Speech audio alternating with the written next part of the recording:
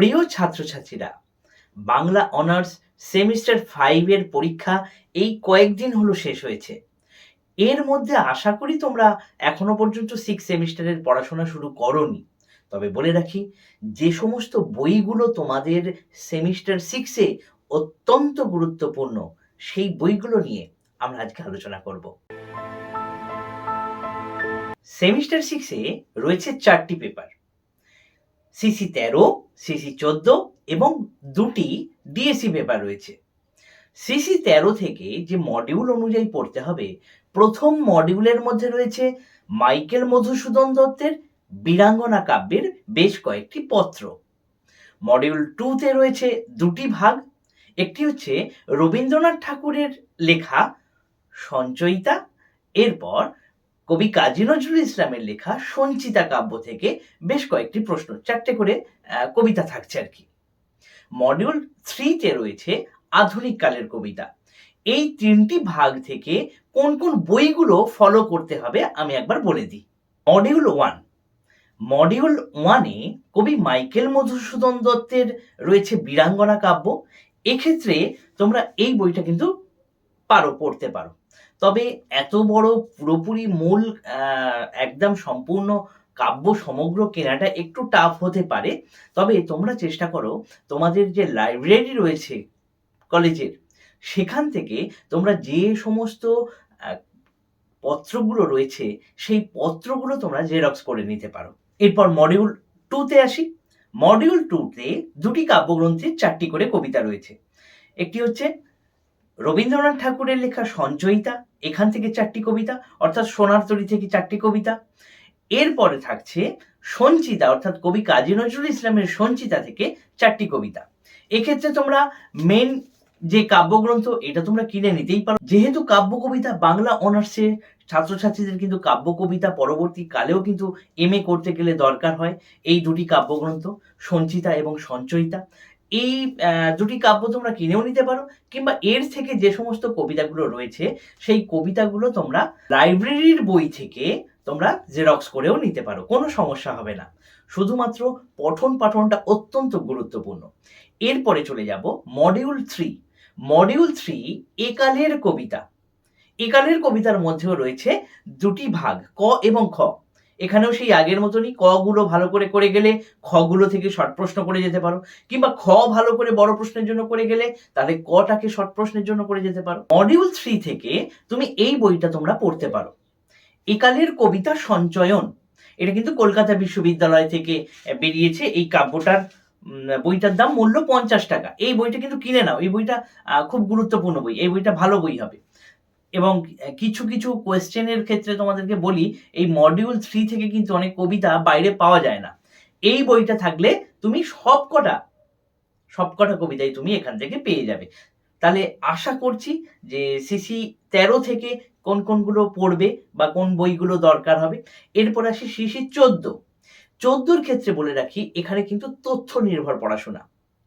এই তথ্য নির্ভর পড়াশোনার জন্য এগুলো সংশ্লিষ্ট আলাদা আলাদা বই পাওয়া যায়। তোমরা সেই বইটা চাইলে কিনতে পারো, কিংবা এখানে তো তোমাদেরকে নোটসটা বানাতেই হবে যে করেই হোক। তাই আমার ক্ষুদ্র মতামত যদি মনে করো, তাহলে তোমরা এই পেপারটা পরিপূর্ণভাবে তোমরা লাইব্রেরি থেকে বই তুলে নিয়ে তোমরা কিন্তু করতে পারো। সিসি 14 এর 3টি মডিউলের মধ্যে রয়েছে, প্রথমত প্রথম মডিউলের মধ্যে থাকবে সংস্কৃত সাহিত্যের ইতিহাস। এখানে বেশ কয়েকজন নাট্যকার এবং কবির কৃতিত্ব এবং তাদের কাব্য বা বিভিন্ন রকমের নাটক সম্পর্কে আলোচনা করো, এই ব্যাপারটা থাকবে। সেম একইভাবে থাকবে ইংরেজি সাহিত্যের ইতিহাস।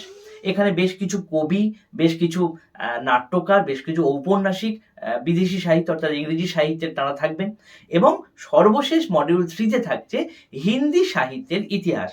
তাহলে হিন্দি সাহিত্যের ইতিহাসে বেশ কিছু রচনাকার, যারা কবি ছিলেন, ঔপন্যাসিক ছিলেন, তাদের বা ছোট গল্পকার, তাদের রচনার বৈশিষ্ট্য এবং বিভিন্ন রচনা সম্পর্কে আলোচনাই হচ্ছে এই সিসি 14 হচ্ছে মেন কাজ বা মূল বৈশিষ্ট্য বলা যেতে পারে। তাহলে সিসি 14টা পড়ে বোঝা গেল। এরপরে ডিএসসি পেপারের মধ্যে কোন বিষয়গুলো পড়বে একবার বলে নিই চলো। ডিএসসি পেপারের মধ্যে রয়েছে 4টি ভাগ। ডিএসসি এ থেকে 3 এবং 4, ডিএসসি বি থেকে 3 এবং 4। তবে এই 3 আর 4 এর মধ্যে যেকোনো একটাকে তুমি বেছে নিতে পারো। অর্থাৎ ডিএসসি এ থেকে 3 আর 4 এর মধ্যে যেকোনো একটা নিলে, ডিএসসি বি থেকে 3 আর 4 এর মধ্যে যেকোনো একটা নিলে। তবে আমার সাজেশন যদি নাও, তবে ডিএসসি পেপারের 6 এ থেকে তোমরা 3 করো এবং ডিএসসি বি থেকে তোমরাও 3 করো। এই 3টা করো। 3টা করলে আমার কিন্তু আমি যে সাজেশনগুলো দেব সেই সাজেশন কিন্তু তোমাদের কাজে লাগতে পারে। ডিএসসি A3 এখান থেকে যে সমস্ত পড়াগুলো বা বইগুলো দরকার সেক্ষেত্রে বলে রাখি, প্রথমত মডিউল 1 এ থাকছে সজারুর কাঁটা। এই বইটা তোমরা আগে পড়বে, তারপরে কিন্তু তোমরা ভয়েসে শুনবে বা যে সমস্ত সানডে সাসপেন্সে শোনো সেটা শুনতেই পারো, কিন্তু অবশ্যই করে পড়বে, নইলে কিন্তু তোমরা শর্ট কোশ্চেন পারবে না কিংবা বুঝতে পারবে না, একটু সমস্যা হবে। তোমরা অবশ্যই শুনবে কিংবা সিনেমা থাকলে সিনেমাটা দেখে নেবে, কিন্তু সাহিত্য আর সিনেমার মধ্যে যে পার্থক্য রয়েছে সেটা একবার বোঝার চেষ্টা করো। তোমাদের কিন্তু সিনেমার মধ্যে একটুখানি চেঞ্জ থাকবে, কিন্তু উপন্যাসের মধ্যে চেঞ্জ থাকবে না। তোমাদের প্রশ্ন কিন্তু উপন্যাস থেকেই আসবে। তাই এই বিষয়টাকে একটুখানি গুরুত্ব দিয়ে দেখো। সজারুর কাঁটা পড়তেও ভালো লাগবে।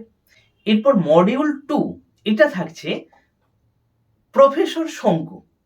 প্রফেসর শঙ্কু থেকে বেশ কয়েকটি গল্প রয়েছে, এটাও মজাদার, এটাও পড়তে পারো, কোনো সমস্যা হবে না। সত্যজিৎ রায়ের প্রফেসর শঙ্কু, এটা পিডিএফ হিসেবে যদি পড়তে পারো পড়তেই পারো, কোনো অসুবিধা নেই।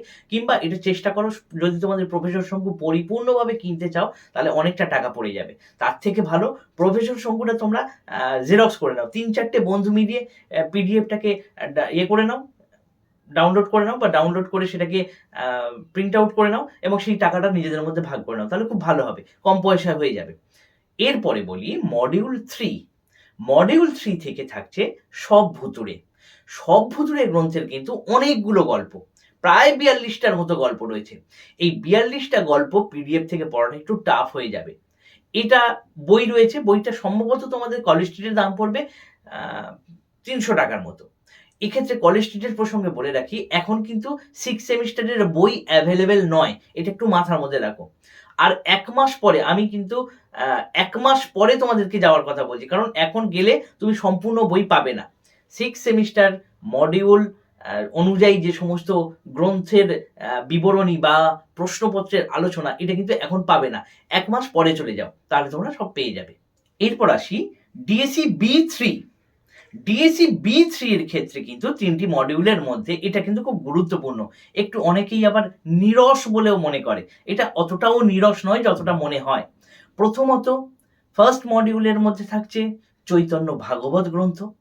এইটা কেনার দরকার পড়বে না, এটা তোমরা কলেজ থেকে পেয়ে যাবে। মডিউল 2 এখানে থাকছে জীবন স্মৃতি। এই বইটা কিন্তু অবশ্যই কিনে নাও, এটা তোমার পরবর্তী জীবনেও কিন্তু প্রয়োজন হতে পারে। এমএ করতে গেলে কিংবা তার পরবর্তী পর্যায়ে পড়াশোনা করতে গেলে জীবন স্মৃতি গ্রন্থটা কিন্তু অত্যন্ত দরকার। রবীন্দ্রনাথ ঠাকুরের জীবন স্মৃতি, এটা কিন্তু কিনে নাও। এরপরে যেটা রয়েছে সৈয়দ মুজতবা আলীর দেশে বিদেশে গ্রন্থ।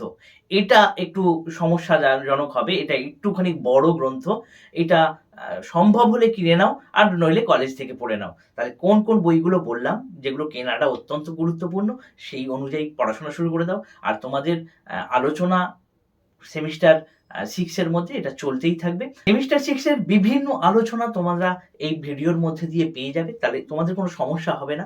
যদি কোনো সমস্যা হয় তাহলে অবশ্যই কমেন্টে তো অবশ্যই জানাবে। এছাড়া আমার যদি অনলাইন পড়াশোনা করতে চাও বিভিন্ন সেমিস্টারের মধ্যে, তাহলে অবশ্যই যোগাযোগ করতে পারো। আমার ডেসক্রিপশন বক্সে তো হোয়াটসঅ্যাপ নাম্বারটা দেওয়াই রয়েছে। ধন্যবাদ।